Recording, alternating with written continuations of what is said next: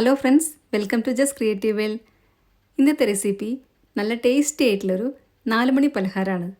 ഇത് നമ്മൾ ഏത്തപ്പഴം വെച്ചിട്ടാണ് ഉണ്ടാക്കുന്നത്. പഴുത്ത് കൂടിപ്പോയ ഏത്തപ്പഴം ഉണ്ടെങ്കിൽ അത് യൂസ് ചെയ്താലായിരിക്കും കൂടുതൽ ടേസ്റ്റ് ഉണ്ടായിരിക്കുക. മറ്റൊരു പ്രത്യേകതയുള്ളത്, ഇതിനകത്ത് നമ്മൾ മൈദപ്പൊടിയോ ഗോതമ്പ് പൊടിയോ ഒന്നും യൂസ് ചെയ്യുന്നില്ല. അപ്പോൾ നമ്മൾക്ക് നോക്കാം വെറൈറ്റി ആയിട്ടുള്ള ഈ ടേസ്റ്റി സ്നാക്ക് എങ്ങനെയാണ് ഉണ്ടാക്കുന്നതെന്നുള്ളത്. അതിനായിട്ട് ആദ്യമേ തന്നെ ശർക്കര നമ്മൾക്കൊന്ന് ഉരുക്കിയെടുക്കണം. ഞാനിവിടെ 2 അച്ച് ശർക്കര എടുത്തിട്ടുണ്ട്. ഏകദേശം 200 ഗ്രാമിൻ്റെ അടുത്ത് വരും. ഇതിനകത്തേക്ക് 1/4 കപ്പ് വെള്ളവും കൂടെ ഒഴിച്ചു കൊടുക്കുക. എന്നിട്ടിത് ഒരടുപ്പിൽ തീ ചെറുതാക്കി വെക്കുക. ഈ സമയം കൊണ്ട് തന്നെ നമ്മൾക്ക് പഴമൊക്കെ ഒന്ന് വഴറ്റിയെടുക്കണം. അതിനായിട്ട് ഒരു പാൻ അടുപ്പത്ത് വെച്ചു. അതിനകത്തേക്ക് 2 ടേബിൾ സ്പൂൺ നെയ്യാണ് ഒഴിച്ചു കൊടുക്കുന്നത്. നെയ്യൊന്ന് നല്ലപോലെ ഉരുകി വന്നതിന് ശേഷം നമ്മളിനി ഇട്ട് കൊടുക്കാൻ പോകുന്നത് അരിഞ്ഞു വെച്ച ഏത്തപ്പഴമാണ്. ഞാനിവിടെ 2 ഏത്തപ്പഴമാണ് എടുത്തിരിക്കുന്നത്. ഈ ഒരു റെസിപ്പി ഉണ്ടാക്കാനായിട്ട് നല്ലപോലെ പഴുത്ത ഏത്തപ്പഴമാണ് നമ്മൾക്ക് വേണ്ടത്. ഇതേപോലെ ചെറുതാക്കിയിട്ടൊന്ന് അരിഞ്ഞു കൊടുത്തിട്ടുണ്ട്. പഴം ചെറുതായിട്ടൊന്ന് വഴറ്റിക്കഴിഞ്ഞാൽ നമ്മൾക്കിനി തേങ്ങ ചിരവിത് ഇട്ട് കൊടുക്കാം. ഞാനിവിടെ 1/4 കപ്പ് തേങ്ങ ചിരവിതാണ് ഇട്ട് കൊടുക്കുന്നത്. അതും കൂടി ഇട്ട് കൊടുത്തതിന് ശേഷം ഒന്നും കൂടി ഒന്ന് വഴറ്റി കൊടുക്കുക. തേങ്ങ ഇഷ്ടമുള്ളവർക്ക് കൂടുതൽ തേങ്ങ വേണമെങ്കിൽ ഇട്ട് കൊടുക്കാം. ഇനി ഇട്ട് കൊടുക്കാൻ പോകുന്നത് അവിലാണ്. ഞാനിവിടെ വെള്ള കളറിലുള്ള അവിലാണ് എടുത്തിട്ടുള്ളത്. ഇതൊരുപാട് കട്ടിയില്ലാത്ത അവിലാണ്. നിങ്ങൾക്ക് വേണമെന്നുണ്ടെങ്കിൽ ബ്രൗൺ കളറിലുള്ള അവിലും ഇട്ട് കൊടുക്കാം. ഏതായാലും ഒരുപാട് കട്ടിയില്ലാത്ത അവിൽ നോക്കി എടുത്താൽ മതി. ഈ സമയമൊക്കെ ആകുമ്പോഴത്തേക്കും നമ്മൾ ഉരുക്കാൻ വെച്ച ശർക്കര കറക്റ്റ് പാകമായിട്ട് ഉരുകി വന്ന് തിളയ്ക്കാൻ തുടങ്ങിയിട്ടുണ്ടായിരിക്കും. ഇനി ഒരു ഇരുമ്പിൻ്റെ അരിപ്പെടുത്ത് ചൂടോടെ തന്നെ ഇതിനകത്തേക്ക് അരിച്ചൊഴിച്ചു കൊടുക്കാം. എന്തെങ്കിലും പൊടിയൊക്കെ ഉണ്ടെങ്കിൽ പോകാൻ വേണ്ടിയിട്ടാണ് ഇങ്ങനെ അരിക്കുന്നത്. ഇനി ഇത് എല്ലാം കൂടെ നന്നായിട്ടൊന്ന് ഇളക്കി കൊടുക്കുക. ശർക്കരയൊക്കെ എല്ലാ ഭാഗത്തേക്ക് നല്ലപോലെ ആയി കിട്ടണം. അതേപോലെ തന്നെ ഇതിൻ്റെ വെള്ളമൊക്കെ ഒന്ന് വറ്റി വരും കൂടെ വേണം. ശർക്കര ഒഴിച്ചു കഴിഞ്ഞാൽ പഴം പിന്നെ ഒരുപാട് വേവത്തില്ല. അതുകൊണ്ട് പഴം ഒരുപാട് വെന്തുടഞ്ഞു പോകത്തൊന്നുമില്ല. അതേസമയം നമ്മൾ കഴിക്കുമ്പോൾ നല്ല ടേസ്റ്റും ആയിരിക്കും. ചെറുതായിട്ടൊന്ന് വെള്ളം വറ്റാൻ തുടങ്ങിക്കഴിഞ്ഞാൽ നമ്മൾക്ക് ഇതിനകത്തോട്ട് ഏലക്കാപ്പൊടി ഇട്ട് കൊടുക്കാം. ഞാനിവിടെ 1 ടീസ്പൂൺ ഏലക്കാപ്പൊടിയാണ് ഇട്ട് കൊടുക്കുന്നത്. നല്ലൊരു ഫ്ലേവർ ആയിരിക്കും ഇതും കൂടി ഇട്ട് കൊടുത്തു കഴിഞ്ഞാൽ. എല്ലാം കൂടെ ഒന്നും കൂടി ഒന്ന് ഇളക്കി കൊടുക്കുക. ശർക്കരയ്ക്ക് പകരം പഞ്ചസാര വേണമെങ്കിലും ഇട്ട് കൊടുക്കാം. എന്നാൽ ശർക്കര ഇട്ട് കൊടുക്കുന്നതാണ് കുറച്ചും കൂടി ടേസ്റ്റ് ആയിട്ടിരിക്കുക. കാരണം നമ്മൾ അവിലൊക്കെ ഇട്ട് കൊടുക്കുന്നത് കൊണ്ട് ശർക്കര ഇടുമ്പോഴാണ് കുറച്ചും കൂടി ടേസ്റ്റ് ഉണ്ടായിരിക്കുക. ഇനി നമ്മൾക്കിതൊന്ന് ഉരുട്ടിയെടുക്കാൻ വേണ്ടിയിട്ട് 1.5 ടേബിൾ സ്പൂൺ അരിപ്പൊടിയും കൂടി ഇട്ട് കൊടുക്കുന്നുണ്ട്. നമ്മൾ പാലപ്പത്തിനും ഇടിയപ്പത്തിനും പത്തിരിക്കൊക്കെ യൂസ് ചെയ്യുന്ന വറുത്ത അരിപ്പൊടിയാണ് ഇട്ട് കൊടുത്തിട്ടുള്ളത്. അരിപ്പൊടി ഇട്ട് കൊടുത്തു കഴിഞ്ഞാൽ തീ നല്ലപോലെ ചെറുതാക്കി വെക്കുക.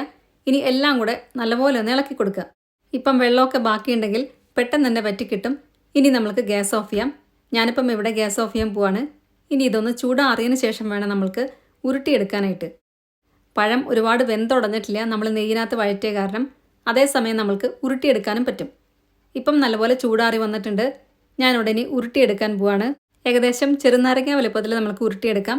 ഞാനിവിടെ ഉരുട്ടിയെടുത്ത് കഴിഞ്ഞപ്പം 16 എണ്ണമാണ് എനിക്ക് കിട്ടിയിട്ടുള്ളത്. ചിലപ്പം പഴത്തിൻ്റെ വലുപ്പം അനുസരിച്ച് 1-2 ഡിഫറൻസ് അങ്ങോട്ടോ ഇങ്ങോട്ടോ വരാം. ഇനി നമ്മൾക്കിത് മുക്കിയെടുക്കാനായിട്ടുള്ള ബാറ്ററും കൂടെ പെട്ടെന്ന് തന്നെ ശരിയാക്കിയെടുക്കാം. അതിനായിട്ട് ഒരു ചെറിയ പാത്രം എടുക്കുക. അതിനകത്തേക്ക് 1 കപ്പ് ദോശമാവാണ് ഒഴിച്ചു കൊടുക്കുന്നത്. നമ്മൾ ഇതിനകത്ത് മൈദപ്പൊടിയും ഗോതമ്പ് പൊടിയും ഒന്നും യൂസ് ചെയ്യുന്നില്ല. ദോശമാവ് ഒഴിച്ചു കൊടുത്തതിന് ശേഷം 1 ടേബിൾ സ്പൂൺ അരിപ്പൊടിയും കൂടി ഇട്ട് കൊടുക്കാം. നല്ലപോലെ കട്ടിയായിട്ടിരിക്കാൻ വേണ്ടിയിട്ടാണ് അരിപ്പൊടി ഇട്ട് കൊടുക്കുന്നത്. നമ്മൾ നേരത്തെ പറഞ്ഞ പോലെ വറുത്ത അരിപ്പൊടിയാണ് ഇട്ട് കൊടുത്തിട്ടുള്ളത്.